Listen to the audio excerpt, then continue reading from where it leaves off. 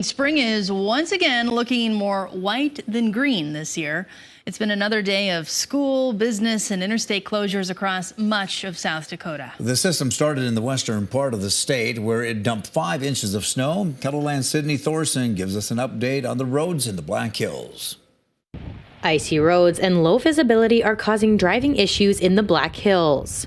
The Pennington County Sheriff's Office says since the winter storm started, there have already been over 20 crashes and over a dozen cars getting stuck. Unfortunately, because it was so warm yesterday, it created that thick layer of ice, and then we have the snow on top of it. So I would say all over the west side and east side of Pennington County, really all over Pennington County, we have motorist assist and accidents all over. Plows have been out since last night, treating the roads ahead of time. Currently, crews are working to clear the main roads and emergency routes in Rapid City. Our plows are kind of retracing their steps. Crews are remaining active and will continue to do so through the storm event. In the meantime, the city and law enforcement are urging everyone to take it slow, stay off the roads if you don't need to go anywhere, and leave room for the plows. Take that extra time, clear off the car, make sure the car is warmed up, gassed up, ready to go, but drive with caution. Coming in today, and we're hearing a lot of reports of people, driving the speed limit or over the speed limit rather than driving the conditions. I would not travel unless you really have to, and then the wind is starting to pick up, so those roads are starting to get some slight